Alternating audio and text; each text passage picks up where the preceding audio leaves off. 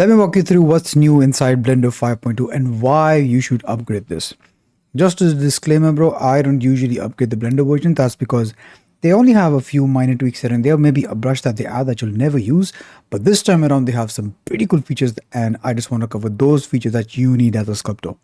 So the biggest reason why I got the new version is I will be comparing this. So I have the 5.2 version here and I have the 5 version over here, and the difference is going to be in the background. Okay, so the lighter background is the older version and the darker background is the new version. Okay, so the first biggest difference and the reason why I upgraded is because this time what happens is when let's say you're painting something and you're in the color attribute setting. Let's pick a lighter shade. Okay, let's just pick any shade. So when you paint something on the model, okay, usually what happens, let me show you what happened to you, what used to happen before. That would make most sense. So what used to happen is when you painted something on your model, and then when you remeshed, even if it was on the same remesh value, you see how the color gets distorted, it just gets very pixelated, the color sorts of bleeds like watercolors.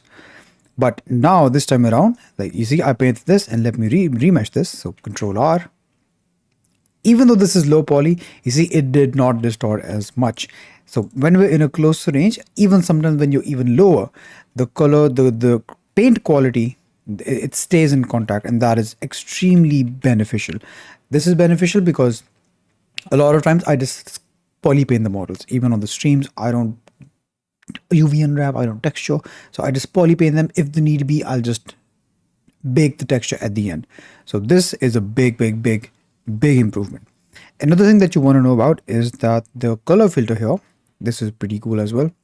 So the color filter here, whatever color you pick, okay, let me show you what used to happen before.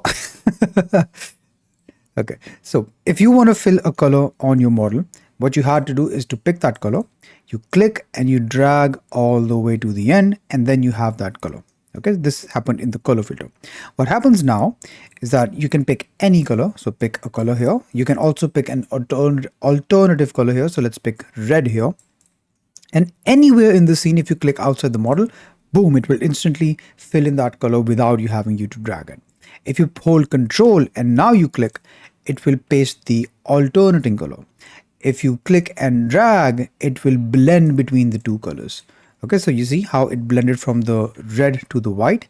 And if you hold Control drag, I think, no, let's try Control drag. Yeah, so if you Control drag, it will drag from the main color to the alternate color that you have here. Okay, so that is pretty sick. Also, another thing that you can do is while you are painting, so if you want a base, let's say you want to paint the skin, a base skin color, what you had to do previously is you had to color the whole model like this, or you had to go to the color filter option to throw in that base color, right? But what's really cool this time is you pick that color and you press Control X. So when you press Control X, it just automatically fills the whole model with that color. So this is really sick. If you want to use the alternative color, you want to use white, then you can press X. X basically toggles the main color that you have selected here. So see how pressing X toggles that color. Observe here. And I switch to white and Control X. Boom, you can instantly drop that color anywhere.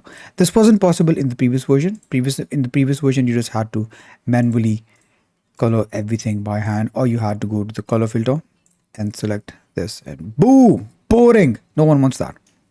Another really cool thing is, let me show you here. Okay, I should have loaded this file before, but please bear with me. Okay, let's wait for this to load. Yeah, you can tell this is my first time recording a Blender update video. I don't usually do this, but this one is pretty sick, bro. Okay, so this is the old version. Let me color the world white. Let me add more light. And you can see here. So when I'm poly painting this, what used to happen is that right now the active object is the body. Okay, I cannot sculpt anywhere, I cannot do anything elsewhere. I'm only restricted to the body. Now what happens when I'm painting? When I'm painting, bro, I can only color pick from the model itself. Okay, so the active model, I want to color pick. So Control Shift X basically allows you to pick any color from the scene. So as you're painting, if I want to pick white, I can do it from the model directly. But if I try to color pick anywhere else, you see right now it's blue. If I try to color pick the black color from the here, it does not work.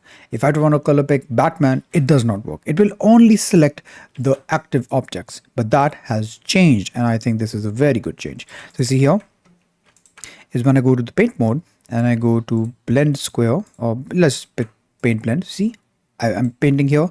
I can color pick from the model, of course, but I can also color pick from other areas as well. So that is very, very nice. A word of caution here is that it will not pick the exact color. So let me tell you what I mean by that. So for example, when I have picked the the suit, okay, and I have a whiter hue of blue, I have a lighter shade of blue here. You see, wherever I select the model, I'm selecting this part, that this part has a shadow here. So you see this shadow here, I'm color picking here, it's the same blue, it's the same blue. I'm color picking here where it has a highlight, it's still the same blue.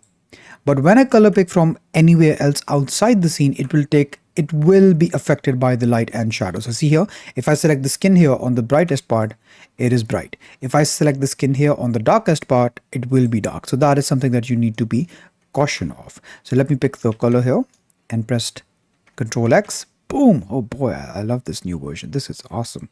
Okay, so this is what you can do as well. Let me see if there's anything else. No, that's pretty much it. One really cool feature, new feature, is I know that this is what most people have been excited about. Before that, here's another really cool feature.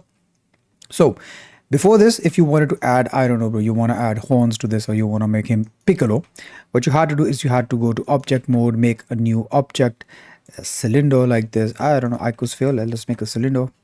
So you make a cylinder. Oh my god, what was wrong with me? You make a cylinder, you scale this down, and you place it somewhere here, and then yeah, this is the antenna of the corrector, right? This is the Piccolo's antennas. SYY, XX, ZZ. Yeah, this is the Piccolo's antennas. And then you select both of them, you Control J them, you go to sculpt mode, you remesh them. This is how you would do it, right? But with the new version, we have a really cool new feature, and that is you select the model, you go to sculpt mode, and here we have the add cube option. But if you hold click on this, you have these primitives here. So add cylinder, you click and drag. This allows you to select the width, and then when you release, you're now adjusting the height. Okay, so you click and drag, and then you release, and then you just drag the mouse. You see here, I want the antenna to be this long. Okay, since we're not measuring dick sizes, antenna this long should be good. I don't know why I said that, but it's okay. And here's the paint. So see, I'm on the paint section. I have the skin selected. I'll just press Control X and boom, there. The cool thing about this is that this is part of the model. So if I press Control R, it will automatically merge as well. So that is really, really sick, bro. Let's go back here. Let's go to the UV sphere. Click here. Click and drag. Let's move it outside. And you see here, boom, bro. Like, this is so awesome. We just made him Piccolo instantly. This does look like Piccolo. So you see, that's a really cool option over here as well. The final thing that I know, which a lot of people are excited about, and everyone has been like, wow, this feature is insane. Let me tell you. So if you make a plane X90, this is something that the previous Blender version did not have. And for this, I do need some geometry on this. So let me subdivide this. Boom, boom, boom, boom, boom, boom. That should be good. That should be good enough. In the sculpt mode, what you have is we have a new brush. And unlike other brushes, this is one that you can find yourself using. So here, if you go down, you can see the scene project brush. If you do not see it, you can go to the search and just type scene and you will find this brush. So this brush is really cool, bro. What you do is you have an object and you have an object behind it. And when you go to the view and then you try painting it, see, it just wraps around the model. Be careful that this is view sensitive. This will work best if you already set the model slightly up. So this way. And if I try doing it this way, bro, like it won't work. Of course it won't work. I need something behind the model for it to latch onto. Okay. And you see here, as I do this, this wraps around. Now, why would you want to use this brush? I'll leave it up to your imagination. I have a use case that I will show it to you. But I mean, you can make some cloth over the corrector. I don't know. You can do this. Yeah, wrap it around completely.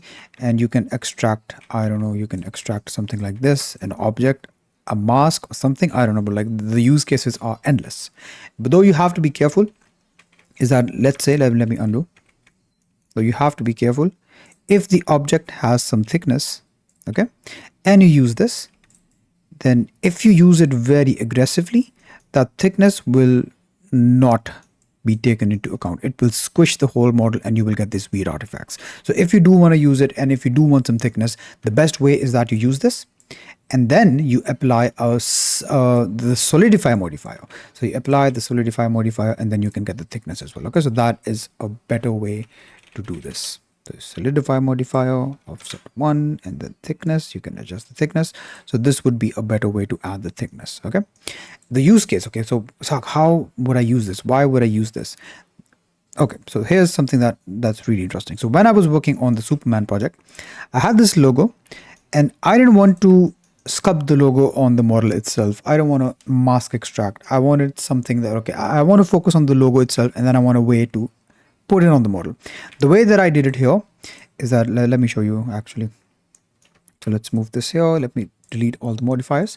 And let me also show you the problem first. So let me show you the problem first. So some people think, hey, Ishaq, why not just shrink wrap this on the model? Okay, good idea. Let's do that. Let's go to the here and let's go to the shrink wrap. Let's select the body and boom, you see it just goes to shit, bro. Ugly. I don't like this. The reason that this happens is because the model has some thickness. And when you apply the shrink wrap modifier, it does not take into account the thickness of the model. So the way that I had to make this work is, let me show you. Let me disable this. Okay. So I made this logo first. Then I made this lattice. And then I parented this model to the lattice. So you select the model, select the lattice at the end, Control P, and then lattice deform.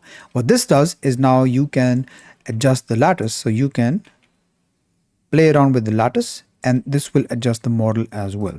And now once you have parented it this way, then you perform the shrink wrap, but the shrink wrap you perform it on the lattice and that will cause the model to latch onto it as well. This is beautiful, by the way. This maintains thickness and it's super awesome. So this method is a big yes. Okay, if you want to do the same thing with the logo now what I can do is instead of setting it up that way, or it's a bit complicated, whatever, I can just scale it down like this.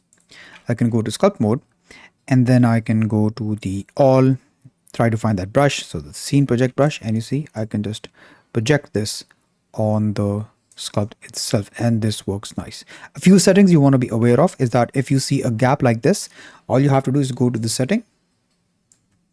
Let me show you. So you go to the setting here, setting, and then here you want to see the minimum distance. So you reduce that distance if you do not want that gap. By the way that I found that this brush works best is that if you also go down here, and if you go to stroke, instead of space, use anchored. So when you use anchored, your mouse basically becomes click and drag. So you can click and drag and you can see that effect happening in real time and it's beautiful, isn't it? See, it's so satisfying to see that. So when you do that, the model will wrap around. If it does not, just play with the strength. So by default, the strength of this brush is 0.5. We can make it 0.8. And since we have anchored as well, now it should work better. Okay, that works better. You can play with this setting or you can just manually move it a bit closer. By the way, be careful. If you use this brush at full strength, then the same thing that happened with the shrink wrap modifier, that will happen. You see, it does wrap around perfectly, but it completely drops the thickness of the model. So if you do want to use it this way, use it first and then apply the solidify modifier, then add some thickness. So that's all. That's the sum up of why I upgraded to Blender 5.2.